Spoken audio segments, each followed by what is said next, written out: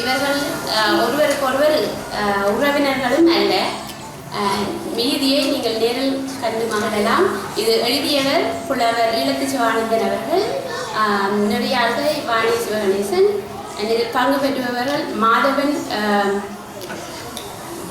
சதீஷ், சௌமியா சிவசத்யநாதன், கீர்த்திகா சிவகணேசன், சிவனாக வர்ஷன்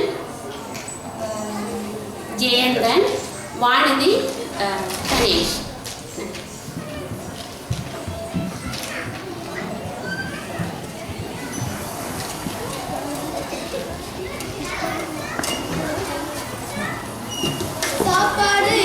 சாப்பாடு இல்லை.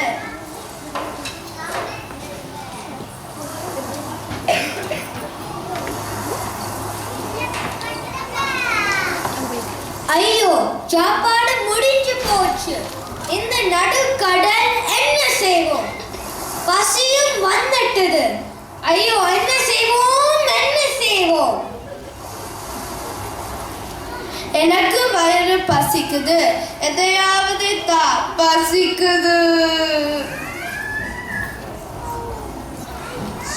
அக்கா, எனக்கு தெரியல, பசிக்குது பசிக்குது பசிக்குது.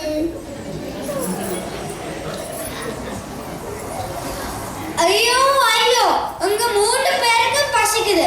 சாப்பாடு முடிஞ்சு போச்சு.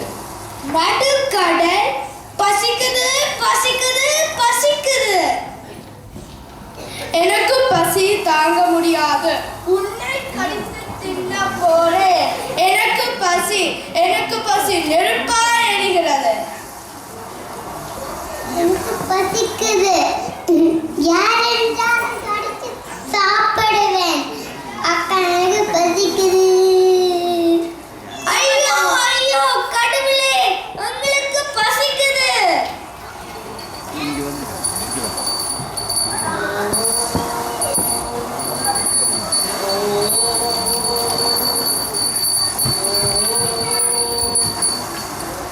என்ன சத்தம்? இது யார்? கடவுளா?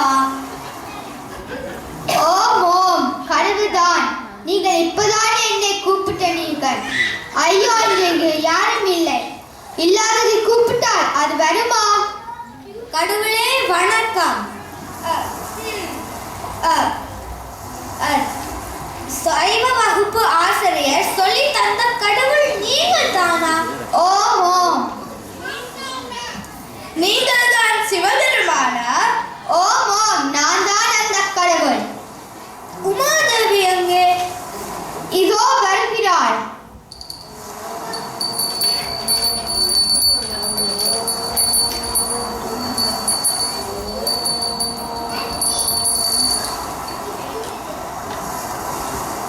இதோ சாப்பாடு தந்திருக்கிறோம். இப்படி சாப்பிட போறீர்கள். 3 பேரும் பகிர்ந்து சாப்பிடுவோம். பசியை ஆறுவோம். கடவுளே நன்றி. ஓம் நம சிவாய. நல்லது. 3 பேரும் பகிர்ந்து சாப்பிடத்தான் இப்படி தந்திருக்கிறோம். சண்டை பிடிக்காம 3 பேரும் பகிர்ந்து சாப்பிடுறதுதான் உங்களுக்கு பிடிக்கும். தனியே ஒருவர் மட்டும் சாப்பிடுவது உங்களுக்கு பிடிக்காது. பிற தனியே ஒருவர் மட்டும் சாப்பிடுவது உங்களுக்கு விருப்பம் இல்லை. நீங்கள் சகோதரர்களாய் இல்லாது போனாலும் பசி உங்களை சகோதரர்களாய் ஆக்கிவிடும். உங்களுக்கு துன்பம் வந்தால், பசி வந்தால் உங்களைத்தான் கூப்பிட வேணும்.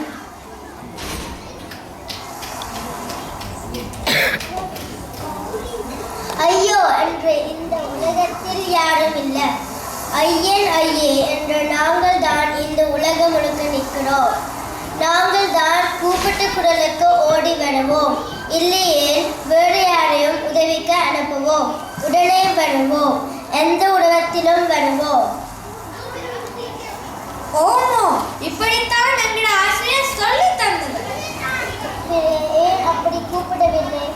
பசியில் பயத்தில் உங்களை மறந்து போனோம்.